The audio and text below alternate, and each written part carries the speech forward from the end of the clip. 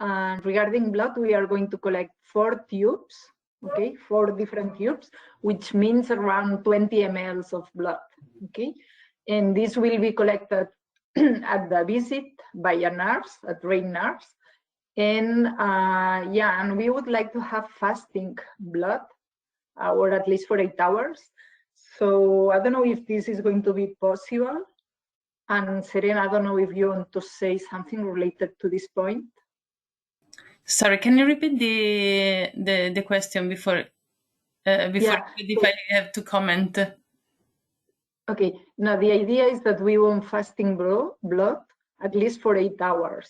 Okay. So what we recommend is to collect the blood during the morning.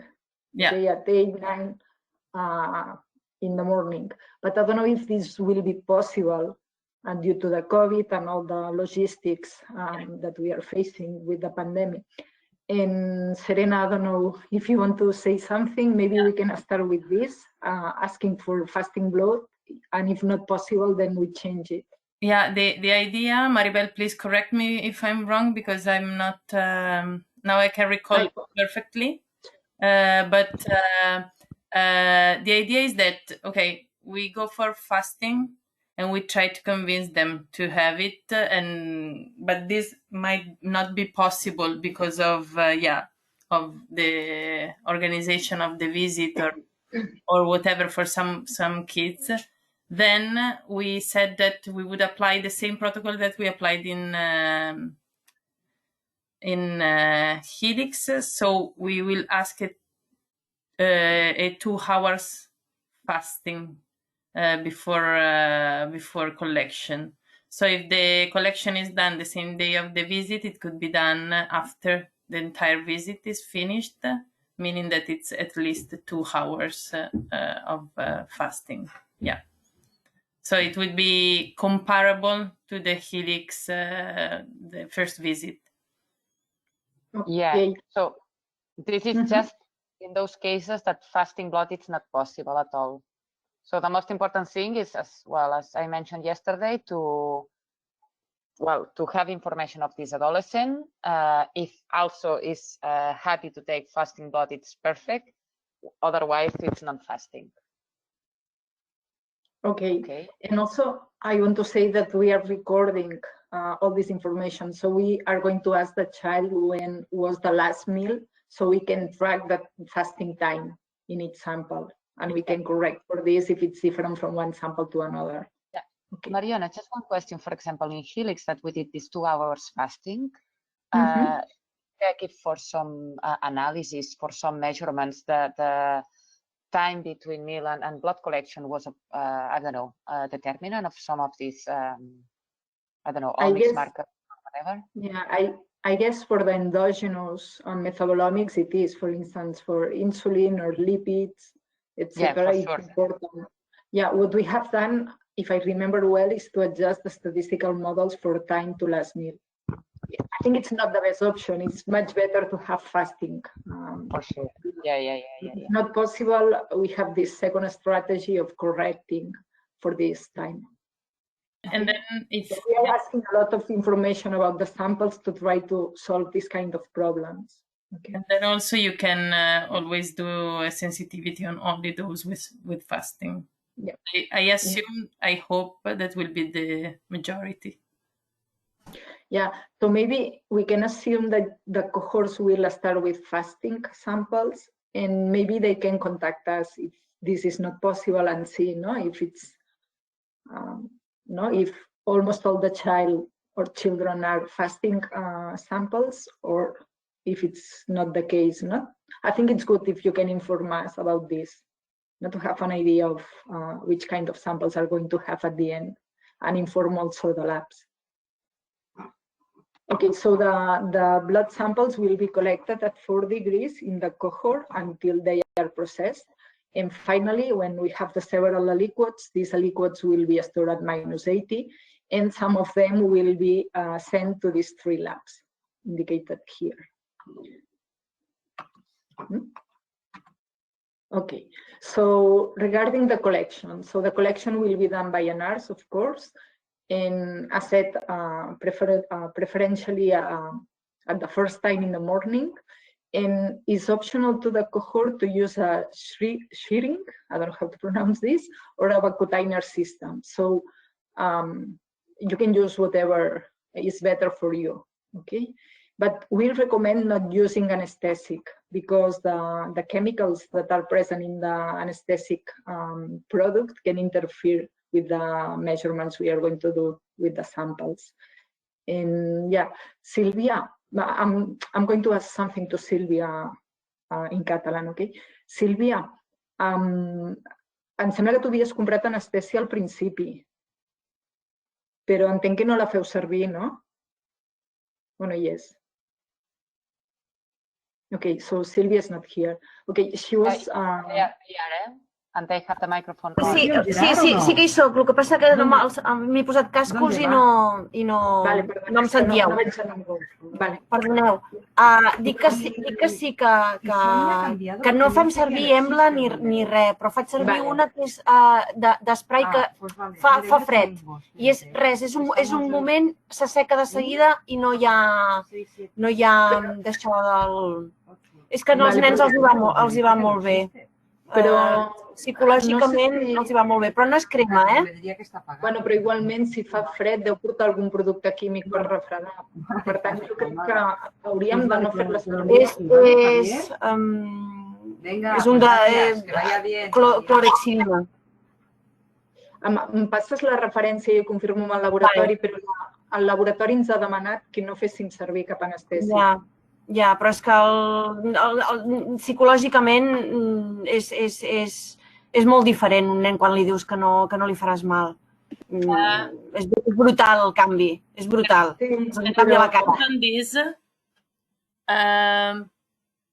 think that the idea is to keep these kids happy, and we might have a new follow-up in the future.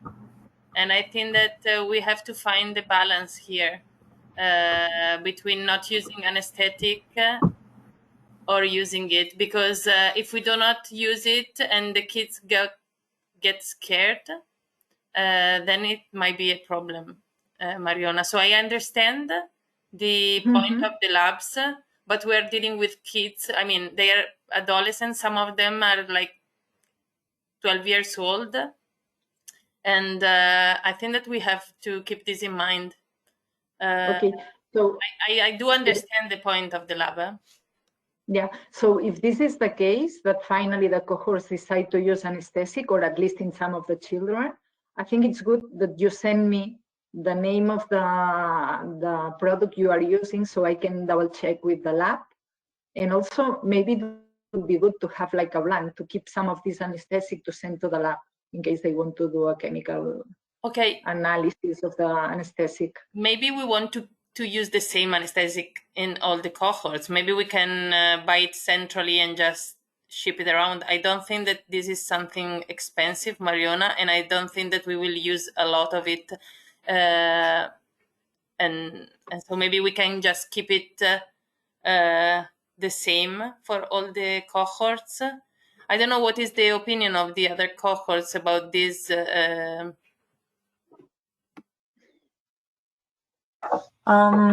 hello. In the Helix we use this Embla, like a plaster. But I guess it's the same challenge with chemicals in that plaster. But I think, I don't know, depending on the age, but when you're 15, 16, or maybe some are, of course, much younger. But in our case, 15, 16, I think they're okay without using it. But that's just my experience with my son. He doesn't get any anesthetics when he takes blood samples. We have made very good experience with the spray. It's just a cold spray, really, and it kind of biogesic. And we use that in schools to take bloods in schools from younger kids. And the advantage is it's fast. You don't have to wait for 30, 40 minutes like with the cream patches. And I mean, we would want to offer the children whether they have that or not. I mean, it really cold spray what literally evaporates. So you know it evaporates immediately. I cannot actually see how that actually affects the blood. The chemical. Yeah. Okay. So maybe if you are fine, we could do what Serena says. No, we buy centrally the product that indeed is this spray you are mentioning. And or we just can tell, maybe there's no need to buy it centrally, but we agree on using the same product, okay, in all the cohorts. And and then if you decide using it only in some of the children or some of the adolescents, maybe it's good to indicate it in the metadata, which of the adolescents. I think the 5G from the alcohol wipe. I mean, because you cleanse you literally don't need to cleanse the area, because literally you spray that on and it actually is literally your skin prep, but it's just very cold, so it actually numbs the prick. We do get consensus also on that. Yeah, and we take usually consent that they are happy with that, and so it would be documented. Do you use the cooling spray and then you wipe with ethanol, or you don't use ethanol? You don't need to wipe, you just spray, and that's literally your skin prep at the same time. Right. Yeah. I don't know if you could do ethanol wiping as well right after spraying. Would that help, Mariona? Maybe better, no? If any product is there, then we try to eliminate it with ethanol. Yeah, but I really don't know. But you do. What do you think, Mariona? Would it be better to have all the kids following the same protocol with the same noise? I think maybe what we should do first is to know the reference of the product that is used in BIP. Okay, and also the product we are using in INMA to check if it's the same one, and then we can double check with the lab if they are happy with this, or if not, maybe they have to adapt to it and know what is their opinion in the sense of what's better, to have everybody with anesthetic, or if we can keep some of them with and others without, and just record the ones that have used it or not. But I think I cannot answer this for the lab. I think we should ask the lab. I will send you the details, but may I remind you that in Helix we actually used the EMLA cream, what was applied. So I mean, if that was not a problem, Helix was much more strict with the equipment. We had all centralized, the same tubes, the same lot. It's actually much more relaxed. So I cannot actually see how that makes a big difference, really. Okay. Okay, so, but I think it's good if we can double check and I send you the details. Okay, and track this information in the metadata in case it does something. Yeah. And indeed, this this sentence about not using anesthetic comes from the lab saying that the children now are adolescents, they are 17 and they can give blood without anesthetic. But yeah, but as you said, it's a balance. No, we don't want to lose adolescents in the visit. So yeah, let's do like this. Send me the details and I will check back with the lab, and I will update this part of the protocol, but trying to be flexible, not to be able to use this. Okay. So, okay, next point is we are collecting 4 different tubes that are the ones that you can see here. The last one, the packaging, was initially optional, but at the end it has been decided to be collected in all the cohorts. You have the details of each tube, the volume, the type of material, if it contains a clot activator or not, etc. And here the numbers indicate the order of the tube to collect the blood in the different tubes. So the first tube to be filled is the silica glass, then the silica plastic, the EDTA, and finally the packaging. But if you foresee that you will not have enough blood to fill all the tubes, we recommend starting with the EDTA, because with this we can have DNA, plasma, and also whole blood. And then the silica glass, and finally the silica plastic, and you can skip the packaging tube, okay? And very important, to fill completely the EDTA and the packaging tubes, because they have additives. For instance, the EDTA has EDTA and the packaging has another solution. So it's very important to maintain the ratio between the blood and this additive, okay? The other ones, the ones for serum are less important, but in general, I would say always that please fill the tube completely if you have enough blood. And finally, important to mix the tube gently, especially the EDTA and the packaging tubes, because they have this additive, and it's important to mix the blood with the additive. And for instance, for the packaging tube, it's recommended to invert the tube several times, like 10 times or something like this, okay? Just a comment here. We have changed the tube for RNA, comparing with Helix. In Helix, we used the Tempus tubes, and we had a lot of problems. The quality of the RNA was not very good. Now we have moved to the packaging tubes, which are more expensive, but according to previous studies we have done, they are much better in terms of the quality of the RNA. Okay, so we do not expect many problems, but please follow the protocol for these tubes because they are very expensive and it's worth getting the RNA. Okay, so this was the collection. This is the processing. We are going to process the different tubes in different ways. Regarding the packaging tube, the only thing we have to do is to store it at -80. But it is recommended that before freezing it at -80, you start freezing the tube at -20 for 1 day, 24 hours or something like this, and then you move the tube to -80. This is to avoid the tube to broke inside the freezer, because the tube is made of glass, if I remember well, and then the volume of the blood can expand and break the tube, okay? But it does not require any processing. Then we have the EDTA tube, okay, which and the other 3 tubes, which have to be kept at 4 degrees until you process them.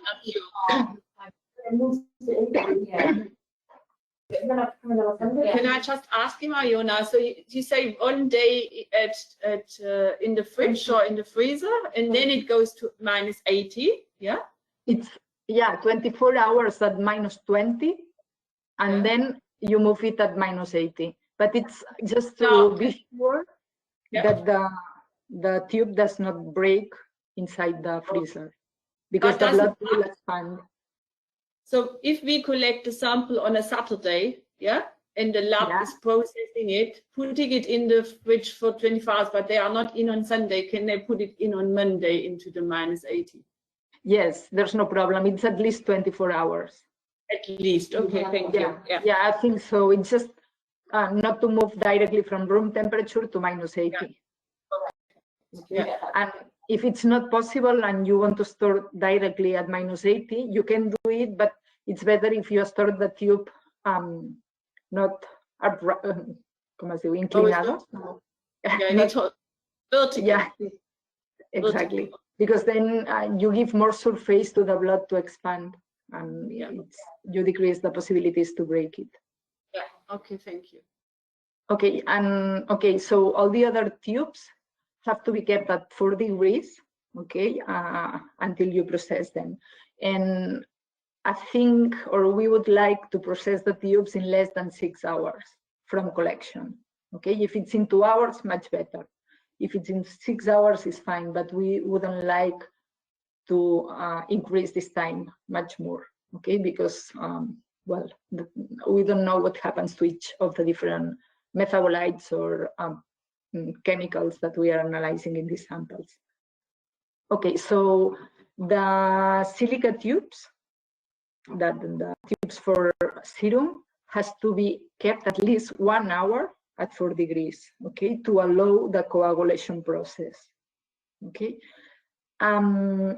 The company recommends doing this at room temperature instead of 4 degrees, but since we don't know how long it will take the time from collection to processing, we don't want to keep the tubes 6 hours at room temperature. And because of this, we suggest to keep at least them 1 hour at 4 degrees. And with this, allow the coagulation of the tubes.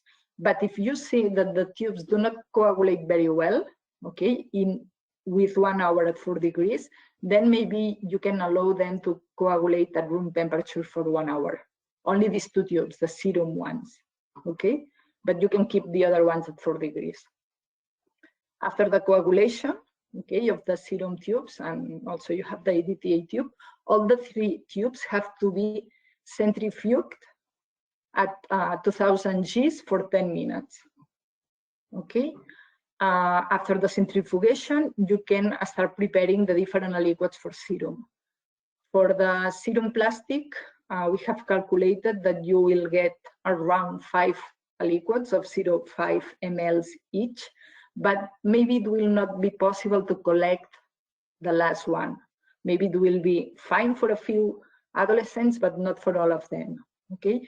In any case, we would like you to try it. If you see that it's impossible to get this last liquid, let us know and we will just eliminate this liquid from the protocol, okay? But if you are getting this liquid, let's say in 20% of the adolescents, we thought that it's worth getting it, because then we can pilot. We can use these samples to pilot different analyses. For instance, if there's a lab that has a new method to measure pesticides, we can use these few samples, extra samples, to test the method, okay? For the silica glass, we also have calculated that you will be able to get like 5 liquids, more or less, of 0.5 ml each. But again, maybe the last liquid will not be possible, okay? So again, let us know. Depending on what you find, we will change the protocol or not, okay? Okay, so the question? Mariana? Yes, Mariana. I guess you have been discussing this back and forth a lot, actually, with the silica plastic tube and coagulation. I just remember in our lab that, you know, the best way was to just have it on room temperature for half an hour first and then put it on ice afterwards. But what have the other cohorts, what's the experience in the other cohorts? Because I know that we had problems when it was on 4 degrees. It slows down the process. Yeah. But, well, we had a problem in INMA, no, Mariana? Now. Yeah, it was also a problem in INMA, but if I understood well, Sylvia tried it at room temperature and it did not change much. Okay. Sylvia, vas provar la coagulació a temperatura ambient, oi? Sí. I era més o menys el mateix. Sí, però és més o menys el mateix. Sí, no canvia gaire. Yeah, okay, so we'll try. Yeah. And I guess whatever is going to be measured is sensitive to temperature, and that's why you want to have it on 4 degrees. Just sure. The idea is that if you can process the samples, let's say, during the next hour after the collection, I think you can keep the serums at room temperature without any problem. And I think it's better for the coagulation and everything. But since we don't know in the cohorts how long it will take from the collection to the processing, if it's, let's say, 6 hours, because the logistics is very complex, we don't want to keep the sample 6 hours. Oh, that's true. This was the reasoning. I'm telling the cohorts, now you keep this 1 hour at room temperature, then you change at 4 degrees. We thought it was to complicate the protocol. And because of this, we set everything at 4 degrees. But you are right that the coagulation process will be slower. And if you feel that it's not good enough, you can change it and make the coagulation at room temperature for 1 hour and then continue with the process. Yeah, okay. Yeah, because we have the lab right next to the clinic. So so it's easy for you to do fast. So it would be okay if we do it on room temperature for an hour and then continue. I think it would be the best option if you can do like this. And I think maybe the cohorts can start with our protocol, but if you have any problem, please let us know so we can rethink, we can change this point of the protocol and give new recommendations or whatever. Okay. Okay, so moving to the EDTA tube, first, when you have this tube, you have to get 1.5 mL of whole blood, okay, and this will be split in two aliquots, one of 1 ml and the other one of 0.5 mL, okay. Then the rest of the tube will be centrifuged at 2000 Gs for 10 minutes, and yeah, and then we will take the plasma and we will centrifuge the plasma again at the same conditions and the same time. And finally, we will get 4 aliquots of plasma, each one of 0.5 mL. Then we will take the rest of the tube, okay, and we will get the Buffy code and the rest of the red cells, which will be split in 0.5 mL in 3 aliquots of 0.5 mL each. Okay, this is quite similar to the protocol in Helix. I think it's exactly the same. Maybe we have changed the centrifuge force and the time to make the same in all the tubes, because we think it's easy because you can centrifuge everything at the same in the same run. More questions or no? So here I have put what I think it's what is more important, okay? So that are the things we already have commented. One is the time from collection to centrifuge to processing, that we would like to be less than 6 hours, if possible less than 2. To keep the liquids at 4 degrees, the packaging, the first better if you put it at -20. The Buffy code, so please be careful and take the whole Buffy code into the liquid. Okay, we have talked about the coagulation already. Regarding the liquids, we already have said that maybe you will not get enough volume to prepare the last liquid. So this means that at some point you will have boxes with less number of individuals, okay? And you have to track this. I will explain it later, okay? And yeah, and regarding the centrifugation, make sure that you are using the correct centrifuge and the force and everything. Okay, moving to the metadata. Okay, we have 2 documents. One is the collection document, which contains information about the collection. That is this one here that will be filled by the nurse. And then we have another one that it's not called, it's not named call, but processing. There is an error in the slide.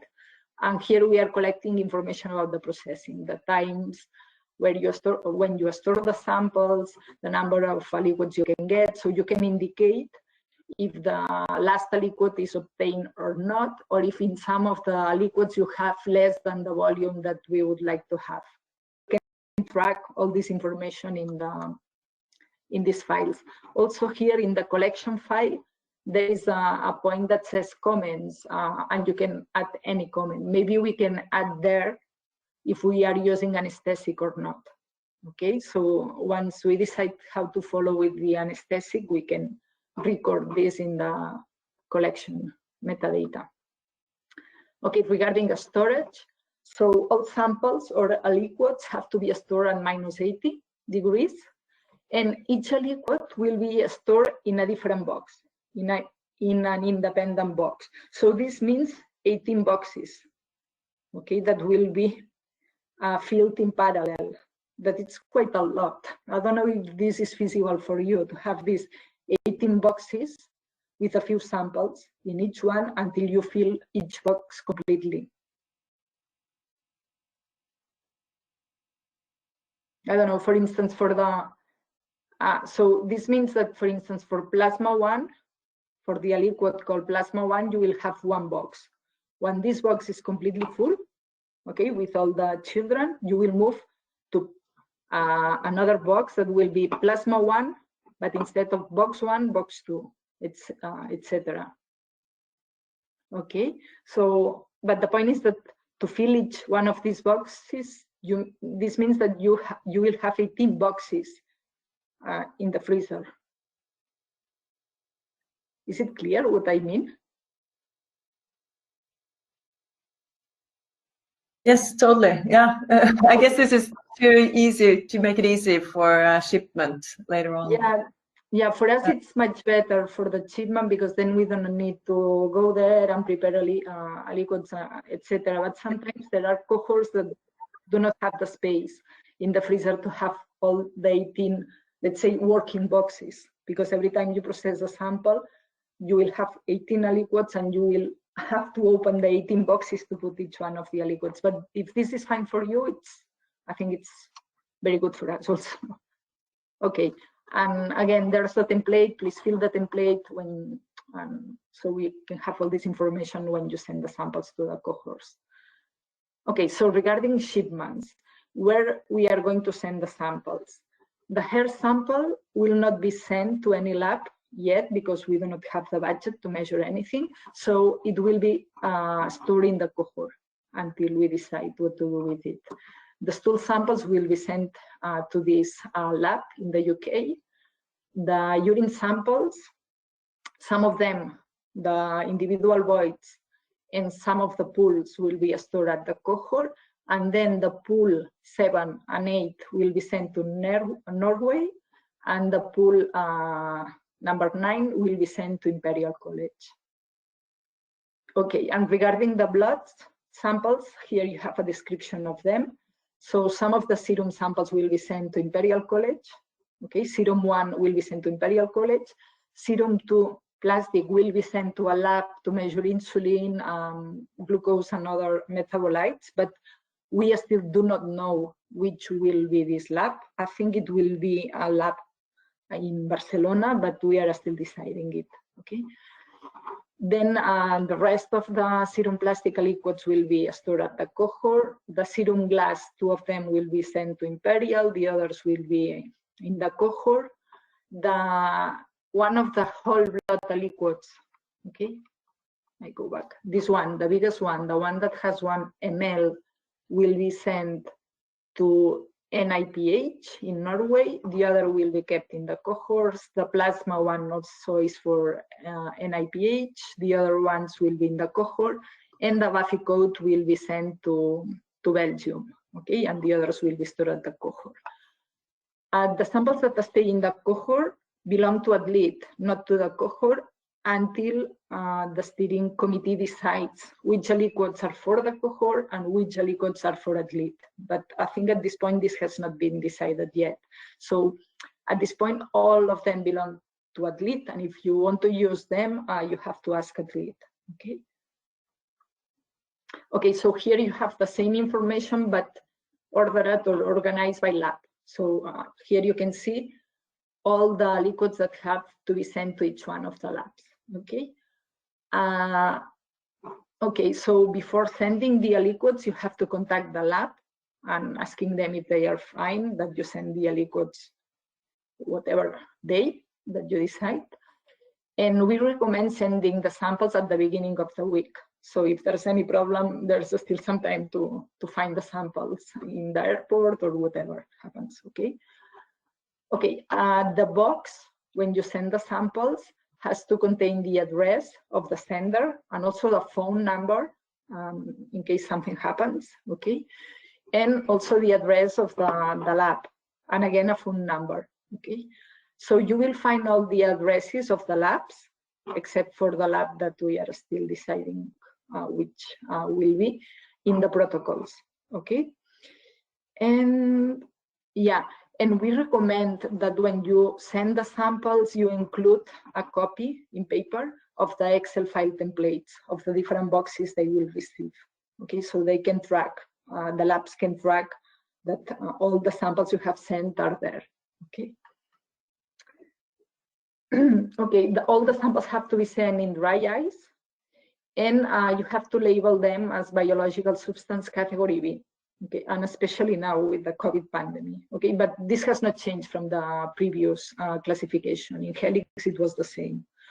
And you have to stick in the box these 2 labels, one indicating the samples that the box contains dry ice, and the other indicating the biological substance category. And the packaging. So you have to pack the samples using 3 free, I don't know, envelopes or something like this, which are described in more detail in these slides. Right? But this is not different from what you have done in other projects. So I think we can skip it, and you know how to pack the samples. If you have any question, you can ask us. So, so this is the end of the shipping of the samples. Is there any question? If not, I will start talking about the IDs and labels. Okay, so I continue with the IDs. Okay, in Athlete, we are going to use 3 different IDs. One is the subject ID, which will be the same as the helix ID, okay, and which is a combination of the name of the cohort, that will be like 3 letters for each cohort, plus the number of the family, which has a different number of digits in each one of the cohorts, okay? All this information about the subject ID that is and the other IDs is available in this file, in this Excel file. I'm not sure if you have it or not. If you do not have it, we can put it on the Google Drive so you can check everything. You can check how the different IDs are constructed. Okay, so the other ID that we have created is the sample ID. And we have decided, or we want that this sample ID is unique for each aliquot or sample. Okay, we do not want to have 2 identical IDs in the study. So we have combined different information to create this unique ID. So first we have the cohort, then the visit, that it's like 15 years, 17 years, depending on the age of each one of the cohorts. Then we indicate the subject, in this case is C for child, the family, okay, that is the same number we are using for the subject ID. And finally, we have these letters and this number that indicate the type of sample or aliquot and the number of the aliquot. And here on the right, you can see the different codes we are using. E means EDTA, for instance, PAX is the packaging, K is the stools, etc.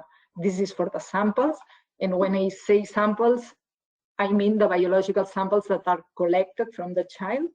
And when I say aliquots, are the derivates, the samples that we obtain from the initial samples. For instance, in this case, it will be plasma or buffy coat or red cells, etc. Okay, so we'll use this codification plus a number 01, 02, etc. that are the different aliquots we get for each biological sample type. And here you have an example, for instance, Sabadell, visit 15-year, child, family 1, serum, aliquot 1. Okay. And again, all this is described in this document if you want to go in more detail. And finally, the last ID we have created is the box ID. And here again is a combination of different information, and again it's unique. So here we have the cohort, the visit, the subject, the type of sample, so serum, plasma, etc., and we are using the same code. And then instead of having just a number, we have box 1, box 2, box whatever. Okay. Okay, so these are the IDs. Then from these IDs, we are going to centrally print all the labels that are needed for the study.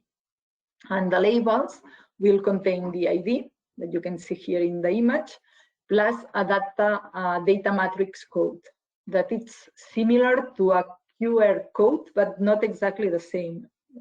Or this is what I understood, right? And this code can be read with a scanner. And I think I have sent you the scanner that can be used to read these labels in case you want to buy one. I think the cost was around 500 euros or something like this. So as I said, the labels will be printed centrally at ES Global. We will print the labels for 1,623 children.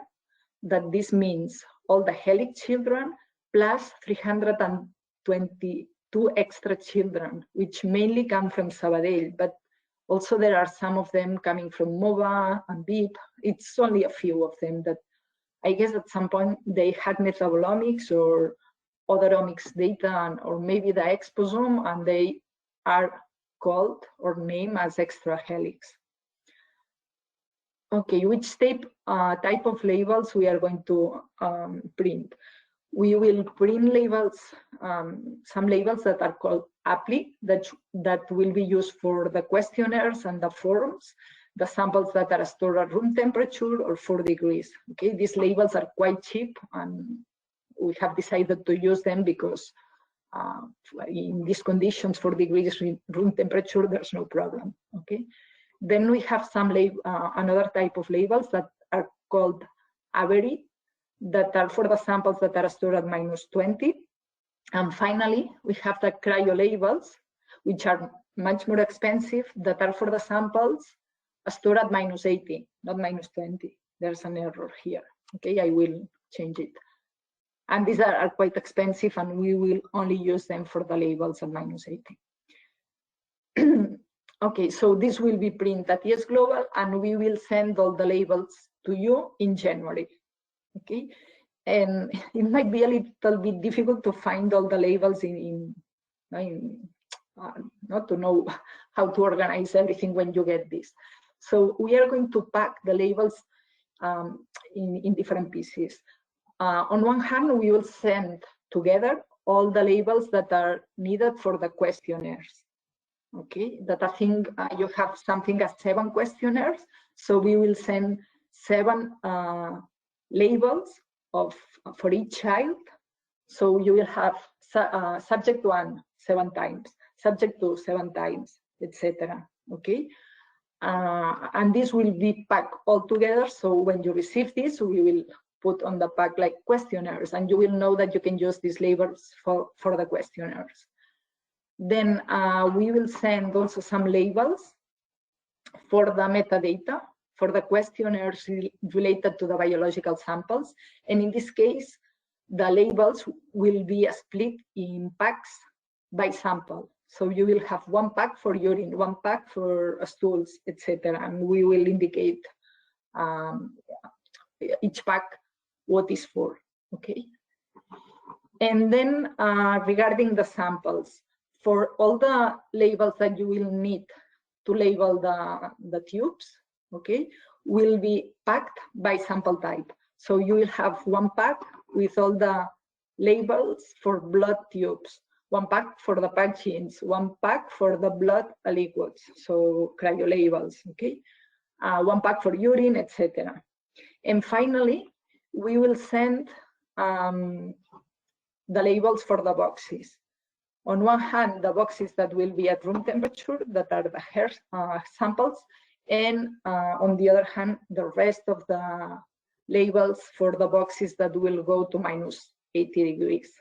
Okay, and again here, I think they will be sent by sample. Okay. Just one comment. Just one thing. For the boxes, we will send 2 labels for each box. 1 label for the box and another one for the tapa, for the cover of the box. So, Serena, are you here? So you will have 2 labels for each box, okay? So you can put 1 on the box and the other one on the cover. So if you mix the cover of the box and the box, it will be easy to track back. Sorry, Mariona, you asked me something and I missed the question. No, que estaba intentando decir, pero me he quedado sin palabras, que las cajas enviaremos 2 etiquetas, una para la tapa y una para la caja, por si se cruzan. ¿Cómo se llama tapa en inglés? I think that it's lid. I don't know. I'm not sure. The lid. Yeah. Okay, so we'll send 2 labels for the boxes, 1 for the box and the other for the lid of the box. Okay. Yeah. Okay. Yes, Mariana, I just wanted to ask you because since you are printing all the labels, and then I was wondering, will you do label from like participant 1 to 200 or 1 to 300, or will you use the IDs in Helix that is included in Helix? You understand my question? Like, will you use the exact Helix ID or?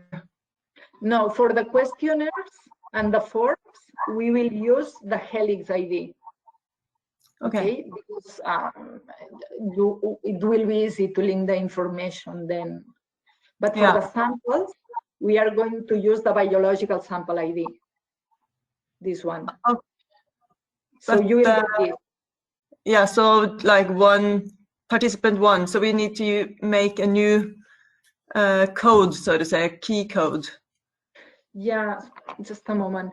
Regarding, I said that there is an Excel that I'm not sure if you have it or not, that is this one. That is the one that has all the information about the labels and the IDs. So here you have the subject ID, and it tells you the subject ID is the same as the Helix ID. And you can see how it is constructed. The biological samples, the box ID, and then here I have put all the IDs. So you have the Helix ID, and the different IDs we will be creating. So you have the link here. Yeah, okay, I see a point. And then, of course, at this time, we don't know who will be, I don't assume that we will be able to recruit all the Helix youngsters, but I guess you will send, because we had also some more, participants from what we actually sent. I mean, we had 300 participants or so. We will send the labels for all the 300 participants, and you will be using only the labels of the adolescents that you will finally visit. Yeah. Yeah. Are you including extra children that we do not have, different from the ones included in Helix? It might be that, if there's a very low participant rate, then we might include them afterwards. I mean, if we, just to make sure that we have enough. Okay, so if this is the case, I don't know how we can solve it because I don't know. I don't know. Otherwise, we'll be able to print these labels if we don't know the ID, or we can invent a number. Yeah, exactly. Okay, I'll think about something. Otherwise, maybe we can print it if we later on or something, if that's possible. Yeah. See, let us know if you finally include children that were not initially in Helix. Let us know, and we can try to think for a solution. But the idea is that we are going only to print the labels of the children in Helix and extra Helix. And you can see, as I said, you can see the IDs here, the ones we are going to print, in case you want to check. Perfect, thanks. Okay, so this is the labels and IDs. And the other topic are the material and the blanks. So we prepare an Excel file with all the tubes or other material that you are going to need for the sample collection. This list contains the providers, the companies that sell the product in Spain. Maybe in your country, the company is another one, and maybe the references are different. So if you want, you can double check with us before buying the products to be sure that we are buying the same product, okay, or we are using something similar. This is important for some of the products, some of the material. For other material like the boxes, doesn't matter, you can buy the box you want, okay? So if you have any question about this, you can ask us. But I think that if you can more or less easily solve it.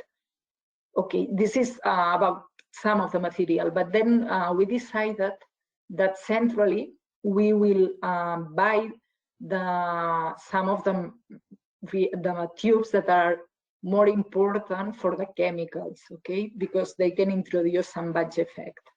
And these tubes are the tube for urine collection, the 4 tubes for blood. Well, indeed, it's 3 tubes for blood that are important: the serum plastic, serum glass, and the EDTA tube, which is special for metals. And the packaging tube, we have decided to buy it centrally, but not for the batch effect, but for the fact that sometimes, or it seems that it's cheaper in Spain than in other countries. It will be bought centrally at Yes Global, except the tubes for MOBA, that they will directly buy them. And finally, we will also buy centrally the cryo tubes. Okay, so okay, we are buying this material right now, and we plan to send the material to you in January. Our idea would be that from the 11th to the 15th of January, we prepare the material and we send to the cohorts on the 18th of January. And I wanted to double check if it's fine for you. I don't know when you plan to start the visit, because I was told that some of you will start in January, but I don't know if it's the 1st of January, that I guess not. But yeah, we're planning. Sorry, yeah, MOBA will not start before February, March, I think. Okay. Yeah. And in Rio, we're planning to start at the end of January, but we are in a lockdown, so we don't have the big picture when this will stop, when we'll be able to start the visits. Okay. Okay, so if nobody's going to start at the beginning of January, maybe we can keep this calendar that we are sending the material on the 18th of January, so it will be ready for you to use at the end of January. Sorry, because can I take advantage that we are talking about this? If all the cohorts give me an expected date or like time when they are expecting to start, like, so we have the full picture.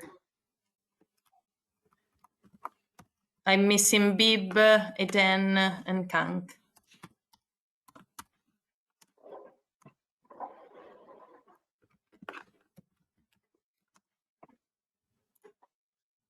For Eden, we don't start, probably not before March. Yeah, Joan, I just saw your comment in the chat, sorry.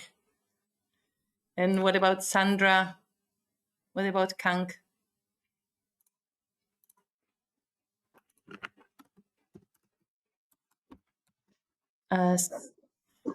Sandra, I'm not sure we can hear you.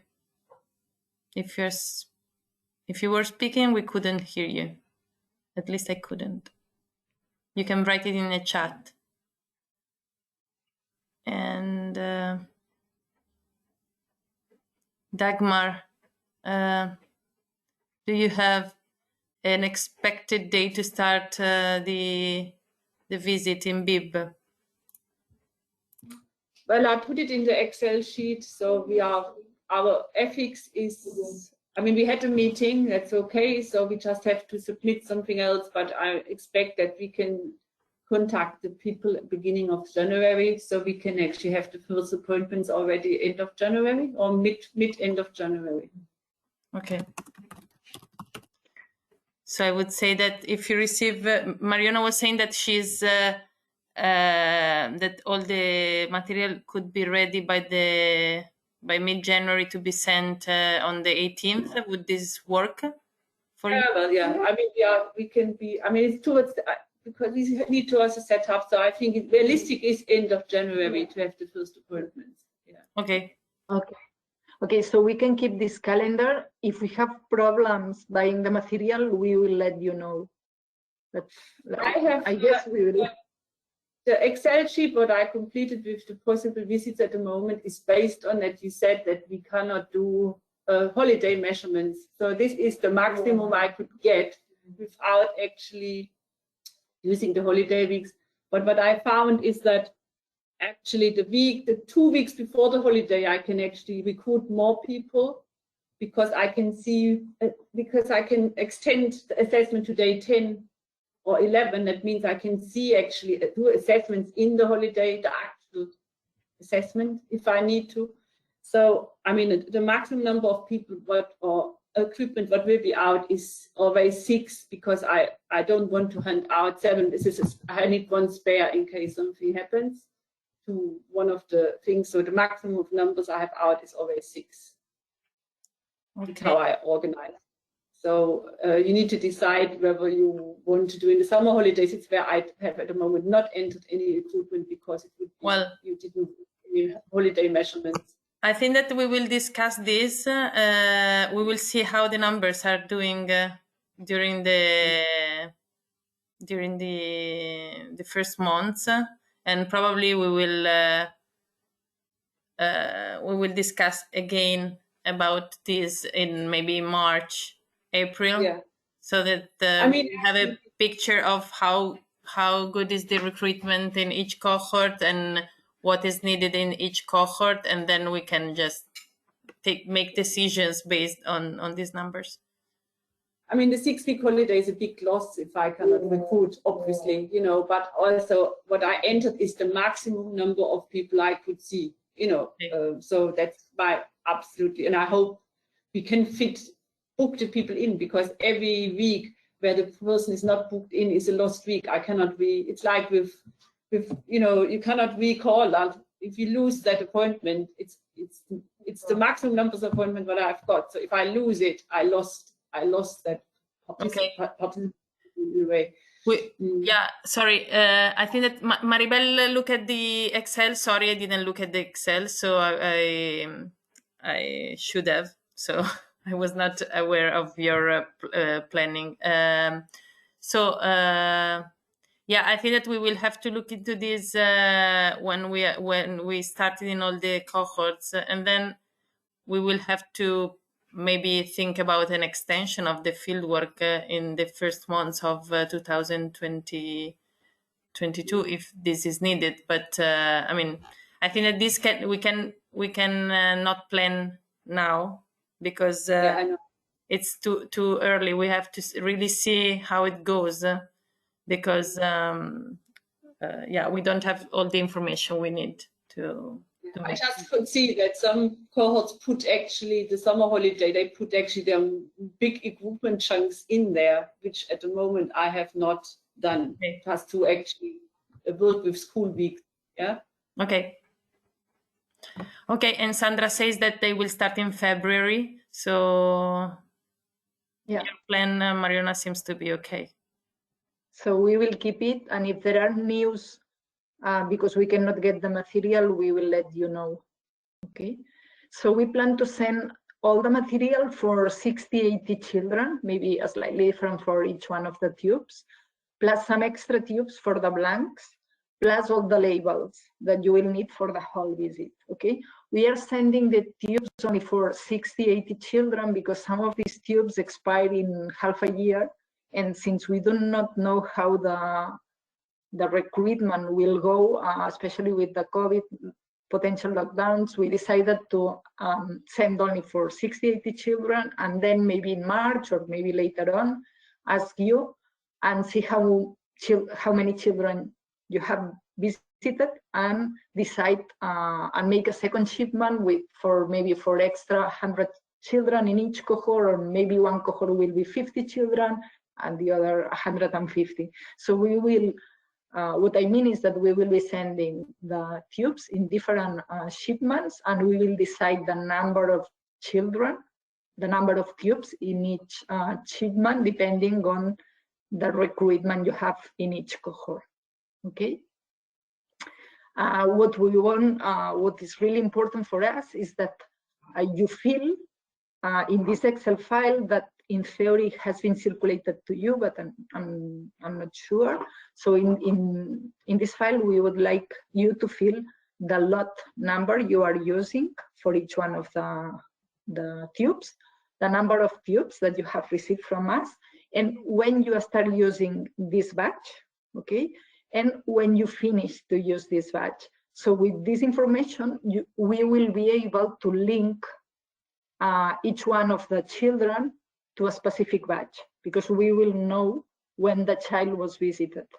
Okay, we'll have the date, and we will have also these dates when batch 1 was used, batch 2 was used, etc. So doing this, we'll know the batch, for each child,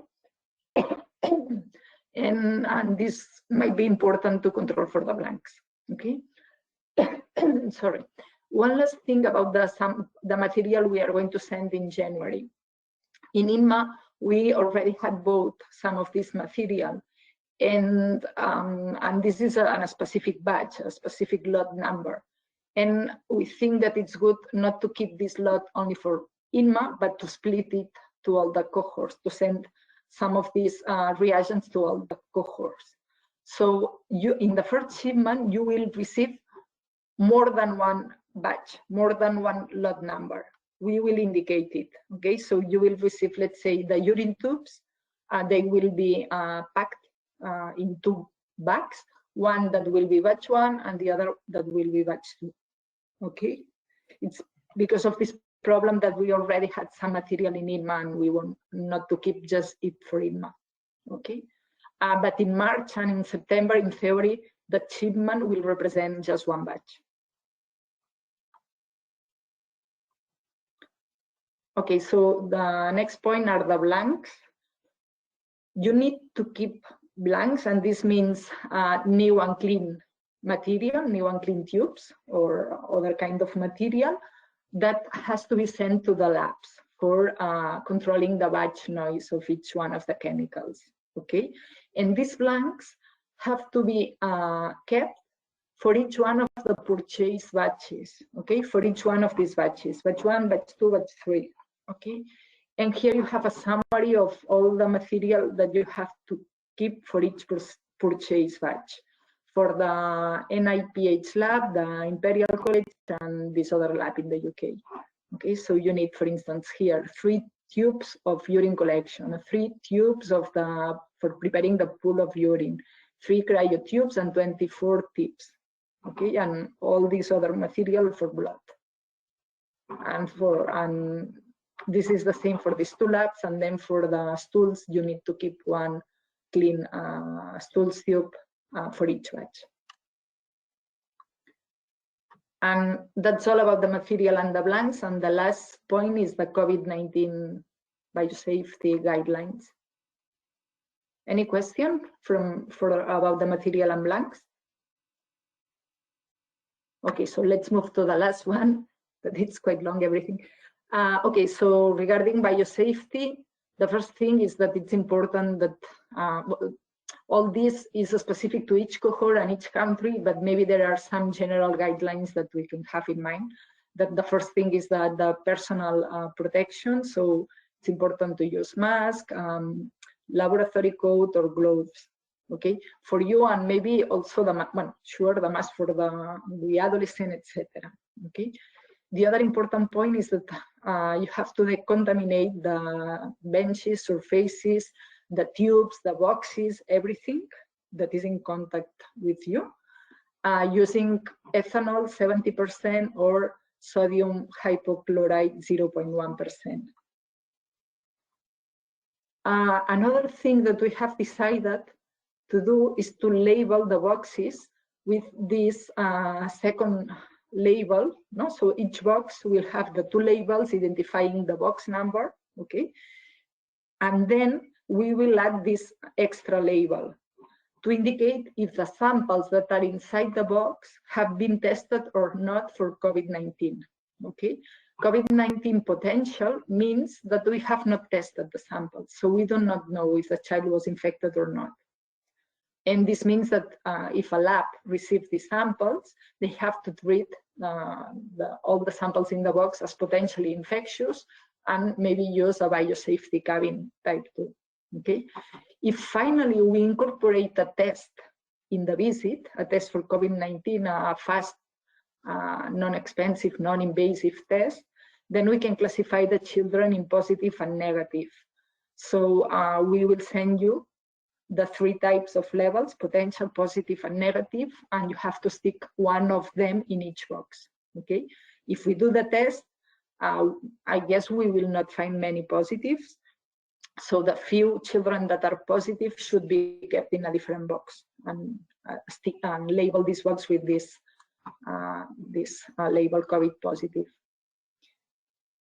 Other things regarding the potential infectiousness of each one of the samples.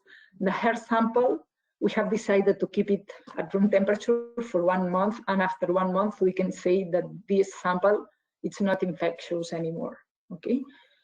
Regarding the stools samples, since they are collected in this tube that is called CIMO tube and contains a reagent that inactivates the viruses, we can think that the stools, or we are going to assume that the stools that are inside the tube are not infectious.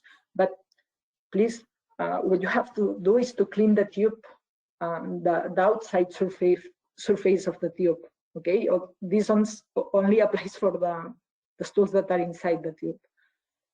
The blood and urine samples might be infectious, and we recommend you to manipulate them in a biosafety type 2 hood. But this depends a lot on each country, each lab, each hospital, etc. So in INMA, we are doing like this. We have changed the lab where we process the samples, and we have moved to a lab that has this kind of cabins, and we are manipulating the samples in there, which makes the visit more complex because the lab is not close to the visiting center. And I think that's all. Do you have questions about this last part about the COVID?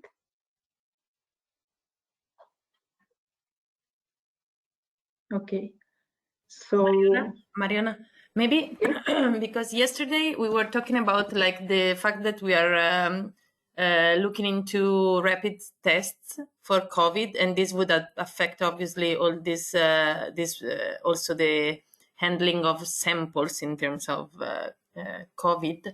And I'm just, maybe you can explain a little bit, because I said that we are looking into them, and we are waiting for some feedback from specialists to give us some help suggestions on how to choose them, and if to choose them. Maybe you have an update on this. I don't know. Yeah, the idea is to find cheap, of course, fast, because we want to have the result like in 10 minutes, 15 minutes, and take decisions. So if the child is positive, maybe we stop the visit, and now we ask the child to come into later, let's say in the future, after 2 months or something like this. And we also want the test to be non-invasive, because otherwise we are already asking many things to the adolescents, and it might be too much. So we have found now there are some fast and cheap tests, but still they might be invasive. The tests that seem to be better, more validated, more efficient, etc., are the nasal pharyngeal ones, and we don't want this test for our children. So now there are some tests that are only nasal swabs, so it's less invasive, but still it's a nasal swab, so we have to decide. And here the validity of this test is not, it's less clear. It will be in the market in January, I think, and until then I think it's difficult to find papers or the feedback from other studies telling us if it's good enough to trust the result. And also we have seen that there are some companies selling tests for saliva, but I think they are in the same point as the nasal ones, that we need maybe some extra testing from the scientific community to see if they are efficient or not. When I say efficient, I mean they have good sensitivity and specificity to trust the result. And because if we do it, I guess it's for 2 reasons. One, because it's good to know if the child is infected or not, because I guess the infection can affect some of the measurements. Well, we are not doing the lung function, but I guess other biomarkers might be affected by the infection. And second, because if we know it, we can protect ourselves. And also,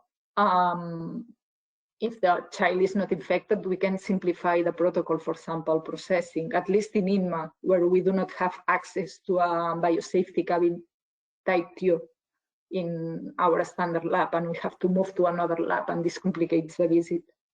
So the idea would be to know it, and if the child is negative.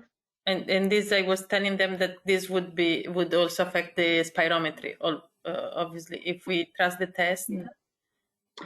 We started to talk about this with Maribel, and she said that it's not only the test, because if the child is negative, still you need maybe some conditions that might be difficult to reach in some of the cohorts. You need an independent room to do the test. So I don't know if this will solve the spirometry or not. But well, I think we have. I don't know if well, you need this separate room if you assume if you don't trust the test. If you trust the test, then you don't need the separate room. But yeah, we will discuss about this. I mean, if you trust the test and you think that the result, the negative result, is a true negative, then I mean, yeah, Maribel said this, that normal spiral. I don't know, Maribel said this, that even if it's negative, you need a different room. I don't know, but yeah, but I think there will be some positive among the negatives, but we have to deal with this. If we do the test for simplifying the protocol, we have to assume that this will be the case. Yeah. I don't know when we will take the decision. Maybe we can wait until January, because as Serena said, we are in contact with several groups that work with infectious diseases, and we have the feedback of some of them, but not all of them. So maybe we can wait a little bit more to see if we have the feedback from the other specialists, and then take the decision if it's worth buying this test, and which one, the saliva, the nasal, and from which company, because there are several companies in the market. It's like, well, everybody is doing the business there. Okay.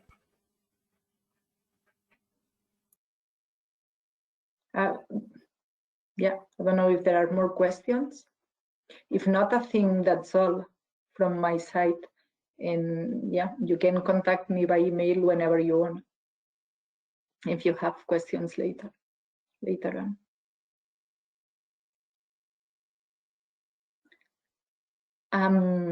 Yeah, I don't know what's the time now. I can see Montserrat here, so I don't know if it's Montserrat. I'm looking at the agenda just to make sure what next, because it's Montserrat, but I don't know if we have a break in the middle or not. I don't remember. Yes, we do, and it was due 7 minutes ago. So maybe we will have a short break, and we will be back at 10 to 12. Would it be good?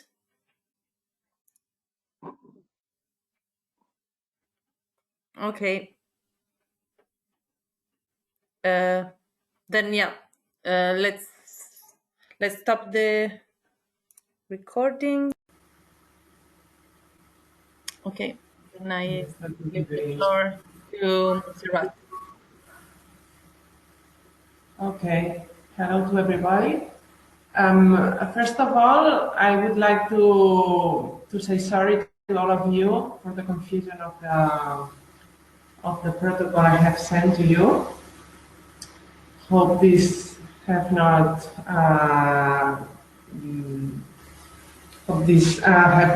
do any misunderstanding of what you have to proceed with the software installation.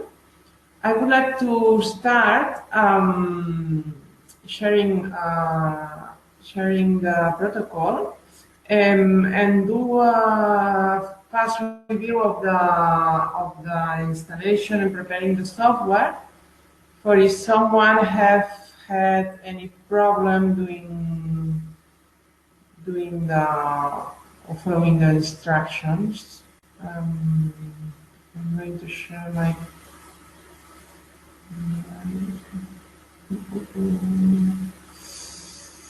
Sorry, I'm trying to share my screen. I don't know how to do it.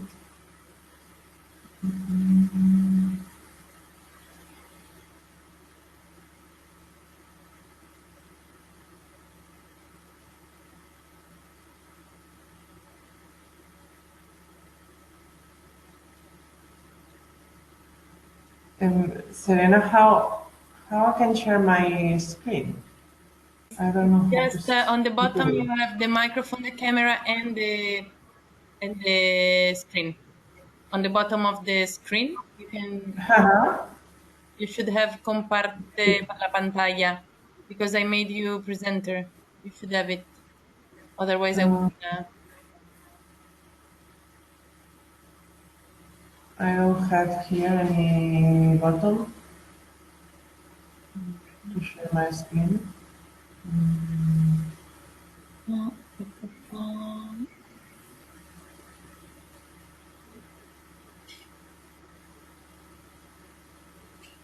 I don't know if I have to do something else. I think that. Yes.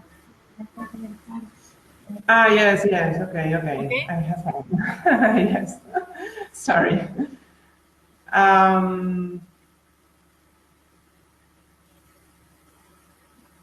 Are you seeing my screen? Yes. Okay. So I will start. This is the questionnaire, the protocol of the questionnaire I can send you. Well, I would like to check if someone has had any problem doing this part, the software installation. Okay. Can we install it QGIS? Okay. Any other of you have all of you have installed this software? Any one of you have had any problem? I've installed it, but I have not plugged in the geocoding folder yet. Okay. So, well, here this is a optional step if you want to change the language of the software. Hope any one of you have any problem doing this. And this is the so important thing, the plugin installation. If you are not doing this, you are not able to geocode anything. So,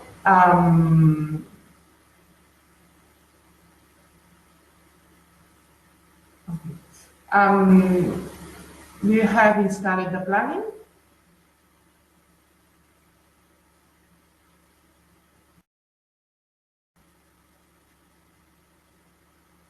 Well, if I'm doing a review of the protocol, if someone has any problem, we can solve it now. Or if you have not done yet, you can write me an email if you have some problems, and I will try to help you. So you should install the plugin manager following these instructions. And then another so important thing is to add the Google and OpenStreetMaps to see the OpenStreetMaps or the Google layers in your map. So this is important.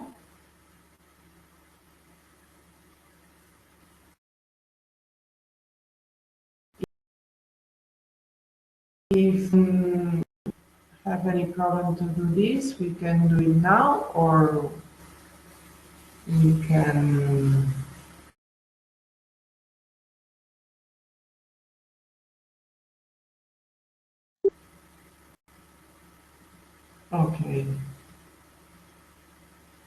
okay. So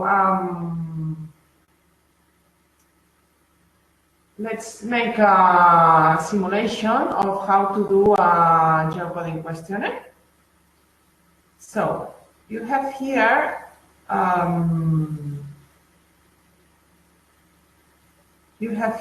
the folders I have sent you by the Nenka shared folder, and this is the material you need to do the questionnaire. So to start a new questionnaire, you should go to this folder, open it, and then you have here the project 0. This folder, it's important to not to edit this folder. So to start a new questionnaire, you should copy and paste it.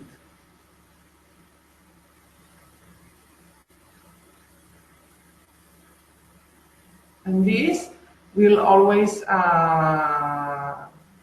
it's important to keep the original copy here. If you have any problem and you edit this folder, I can send you the copy of the folder, so don't worry about it. So you have to copy this folder and paste it and change the name. And you should put here the name of the Helix ID of the children you are going to geocode the home and the school. In this example, we will use this number because this is a simulation. Well, so now we have here the folder with the Helix ID. So you should open it and open the questionnaire.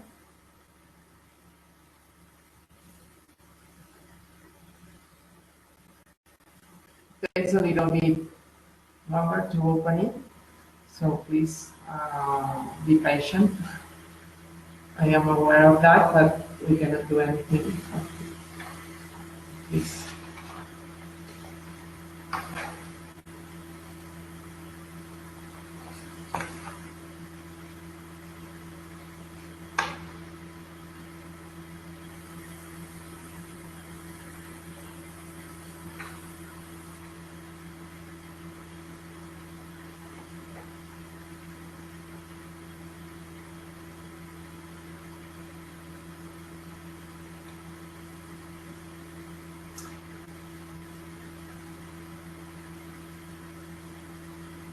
I forgot to comment something about the protocol. So we have to go back to the protocol and go to the page number 9.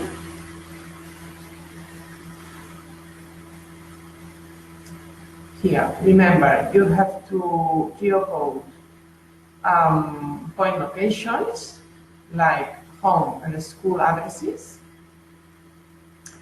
and places as point locations.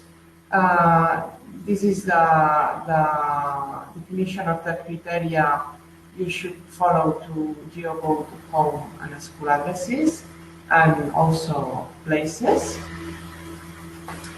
And then for the routes, you should geocode the commuting routes, the usual routes that the children uses to go to home, from home to school, and then to go back from school to home. And this is the criteria you should follow to geocode those routes. Remember that you shouldn't consider if the child goes home to lunch. So you are going to geocode the route in the morning, and then the route coming back home in the afternoon, or in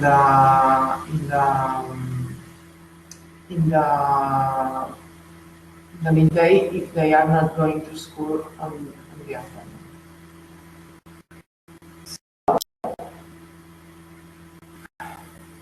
We have here the questionnaire opened. So I will remember you some tools that are useful. You have here this tool, the pan map, that is useful if you want to move the map. Or you can use the zoom in, like this. Or you can use the zoom out, like this. To zoom in and zoom out, you can also use the mouse. So, well, you can use what is useful for you, the tools or the mouse. Another useful thing is that you have here the OpenStreetMaps and the Google layers, and you can view all the layers you want to view. For example, OpenStreetMaps, and deselect the ones you want to see. In that case, we want to see OpenStreetMaps, but now I want to see the Google Satellite. So, unselect the OpenStreetMaps and select the Google Satellite layer. So the screen changes, the map you are seeing here is changing.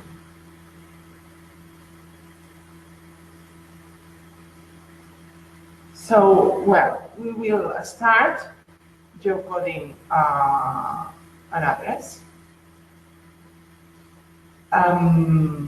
So to geocode the points, it's important to start with the address, because then places and routes have a link with the addresses layer, have a link with the ID to avoid some mistakes you can do here. So please always start with addresses layer. So in the addresses layer, you should geocode home and school addresses. So let's start. You should click on this. It's like a pencil. This is the Google editing tool. Click this tool, and then here I have changed the draw have changed. It appears a pencil. It's important to select the, sorry, because I have forgotten this. It's important to select the layer first. So if the layer is colored in blue, it means that this layer is selected, and then you should click the toggle editing. So this means that this layer is prepared to edit. So you should first go to the plugin menu, and then geocoding, and then geocoding.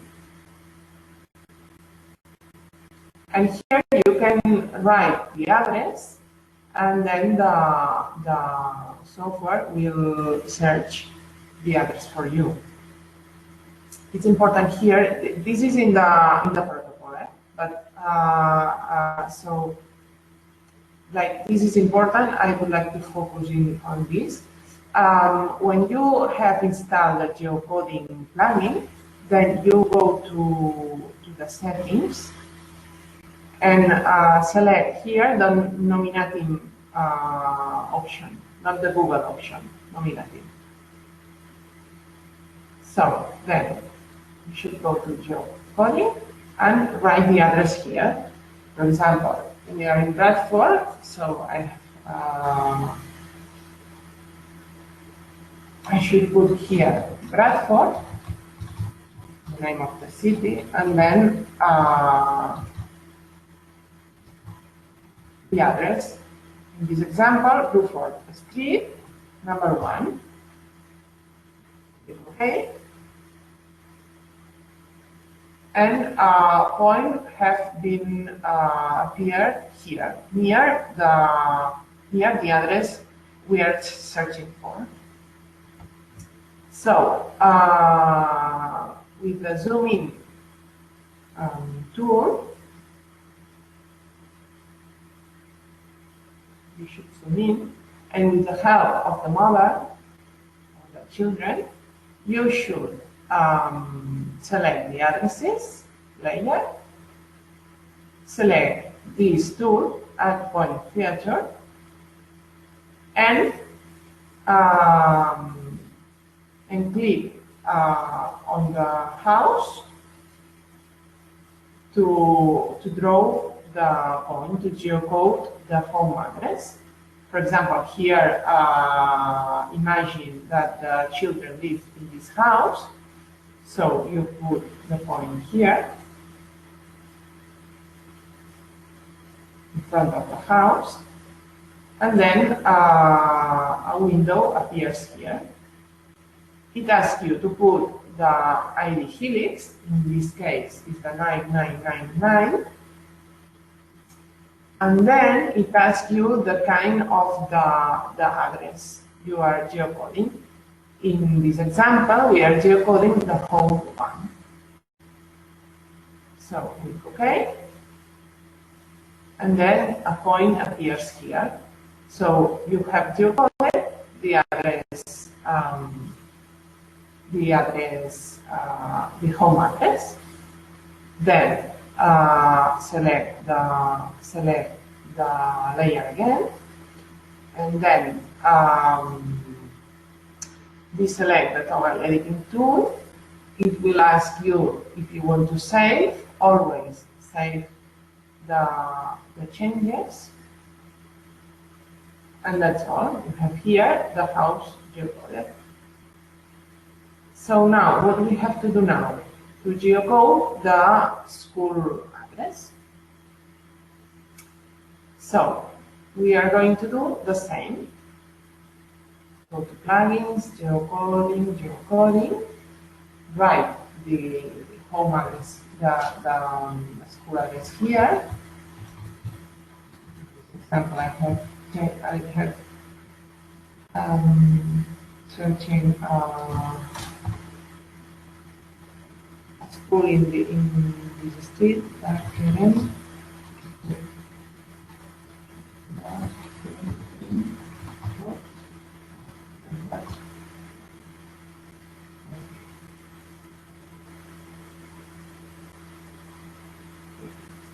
Sorry, because I think I have mistaken writing the name of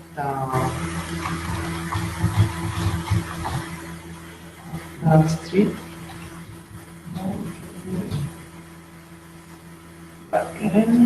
Notes number 1.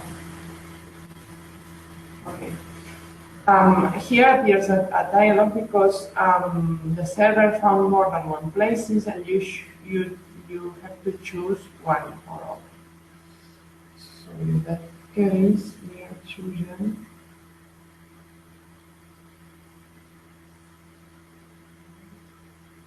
this one.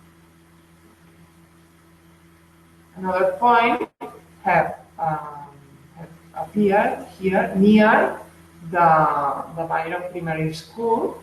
This is the school we are searching for. So now we can geocode the school.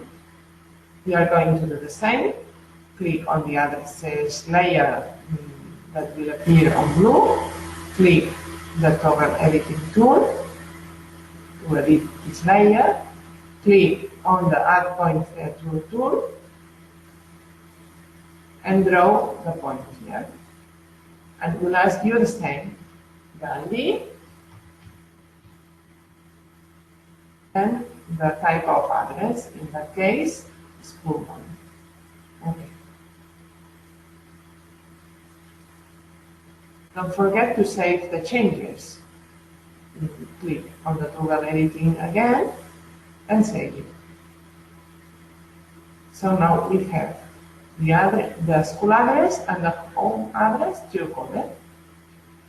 To see both points geocoded, you can do this with the right button of your mouse. Click and select this option, Zoom to Layer. And this will show you both points. This is the school, and this is the home we have geocoded. So now we can geocode the routes. To geocode the route from home to school, we select the layer, it will appear on blue, and select the toggle editing. And then select these two to add a line filter.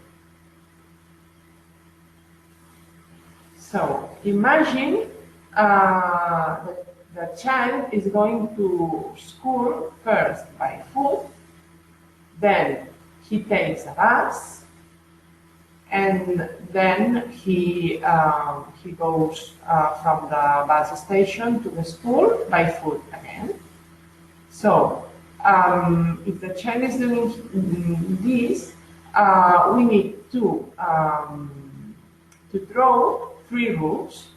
The first one from home to the bus stop, then from the bus stop to the other bus stop, and then from the bus stop to the school. So it will be necessary to draw 3 subroutes. This will be the same route, but this route will have 3 subroutes. So we can start. We are going to zoom in to draw better the route. Imagine that the children is going from home, following this path, is going to this that I don't know with this, but it seems like escape path.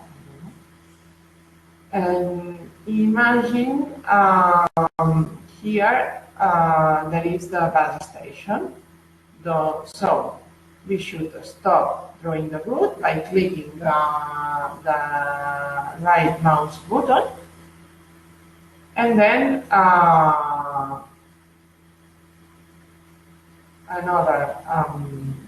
another window will appear asking for some different attributes of this route. It's not necessary to type the ID because this is linked with the addresses layer, so it will avoid some mistakes. So you have here the ID. So we are going to say this is the route 1 and the subroute 1. This route is going from home to school. This subroute takes, for example, 7 minutes. He's doing this route 5 days a week, and this is a directory. These observations square is to put all the information you consider it's necessary to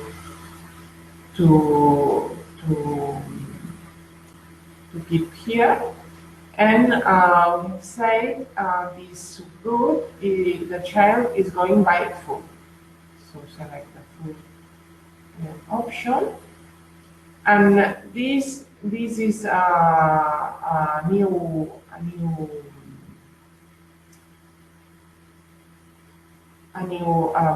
option that this was not in the Helix geocoding questionnaire, but I thought it was useful to add here in the at least geocoding questionnaire to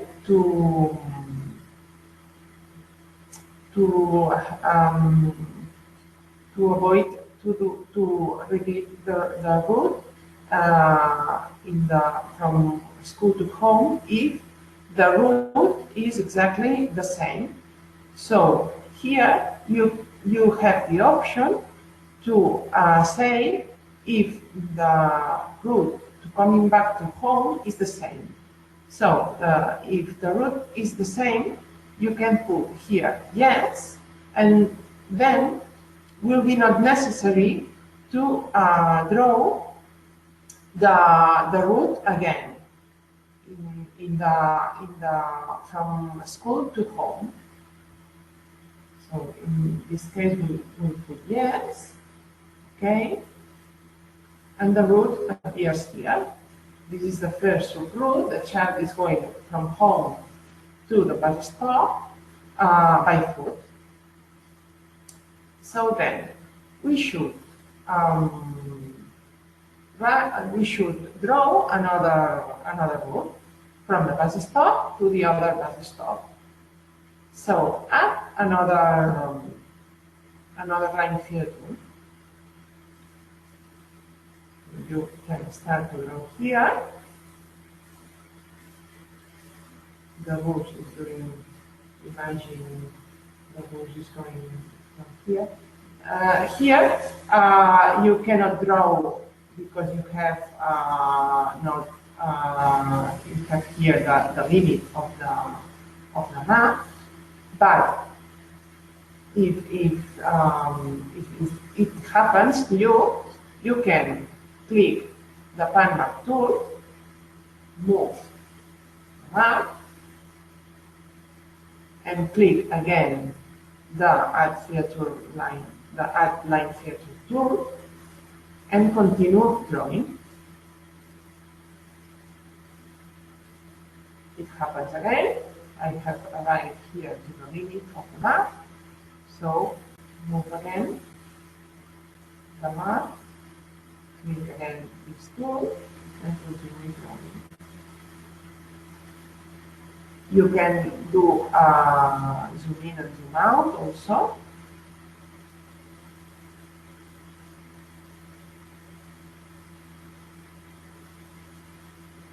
Imagine the bars is going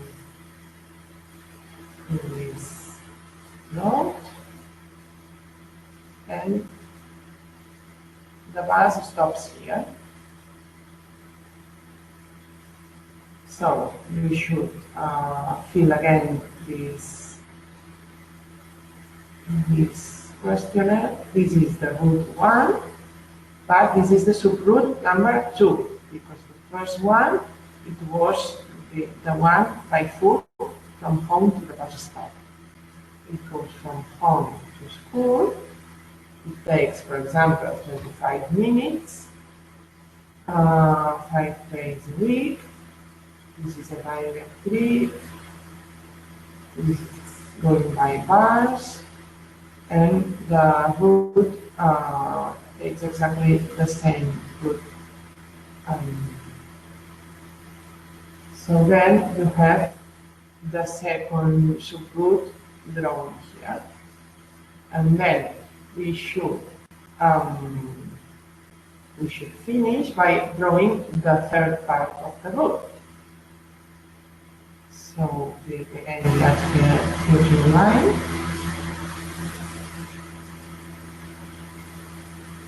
And draw the third part from the bus stop to the school. So fill again this questionnaire. This is the route 1, the subpart 3, going from home to school. It takes 10 minutes. It's going this route 5 days a week. This is a direct trip. This is going by foot, and the route is the same from school to home. So you have finished drawing the route from home to school. So it's important to save the route you have drawn here. So select the route, layer, deselect the toggle anything, and save. So to check the route you have draw it, you can select the root with the right click of the mouse and select zoom to layer. So here you have in the same map the point you have drawn here that it refers to the home, the point here it refers to the school, and the root. The first subroot, the second subroot, and the third subroot. So then you should geocode places. So you should proceed like the other one or the which one. Select the places layer. It will appear on blue. Then select the toggle editing tool. And then add the point here. Imagine that the children is going to do some Spanish classes in this academy. So you should draw a point here. So you should put the ID of the place, in that case place 1, and he is going to this place in the usually, and then you should select what kind of place is this. In that case, he's doing Spanish classes, so you should select indoor place for extracurricular activity. Okay. And for example, he's going to do, he's going to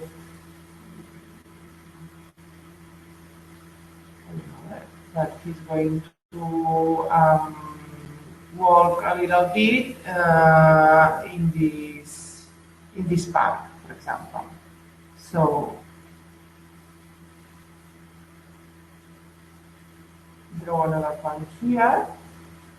This is a place 2, and he's going there the week before, and this is a park.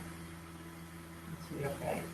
And when you have drawn all the places, you should save the places you have drawn. So select the places layer, the pencil tool, and save. So then you have finished this questionnaire. If you have done some mistake, if you have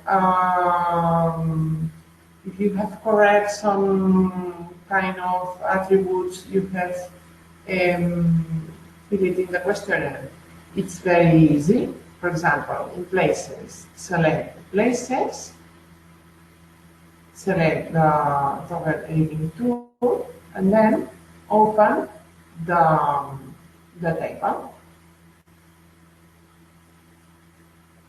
So, for example, you have done a mistake here. This is not a park. This is a garden.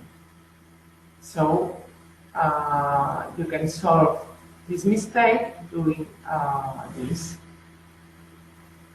and you should save the changes, and that's all. Or you have done a mistake here. So select the toggle editing tool, open the table, and imagine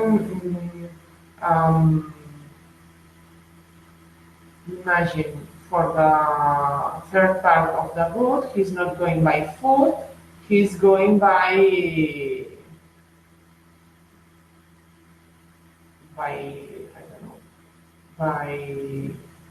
tube or train.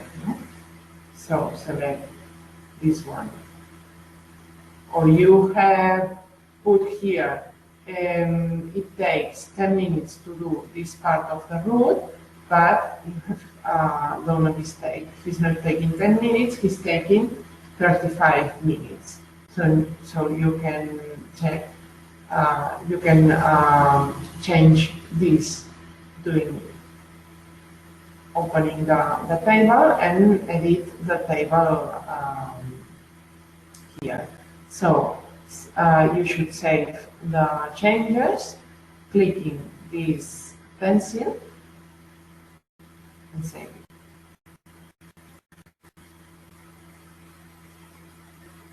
So I don't know if there is some question or some doubt, or you want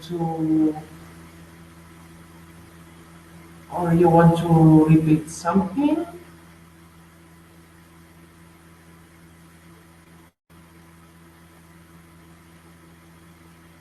Is this clear? Or... So when the questionnaire have finished, you should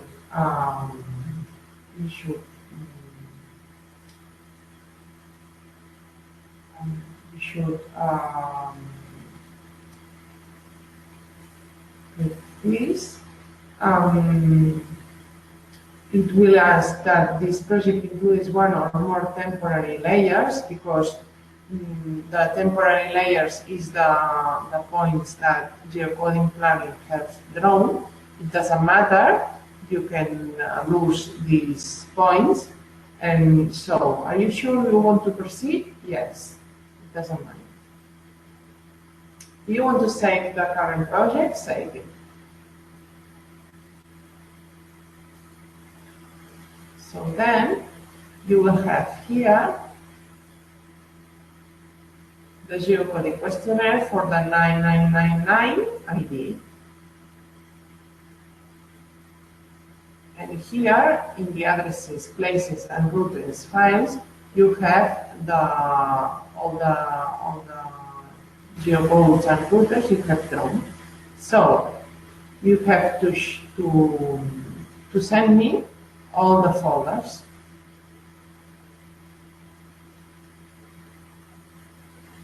All these folders, and you will finally have one folder for each ID. So you should send me all the IDs folders. So I don't know if you have any question, you want to read something.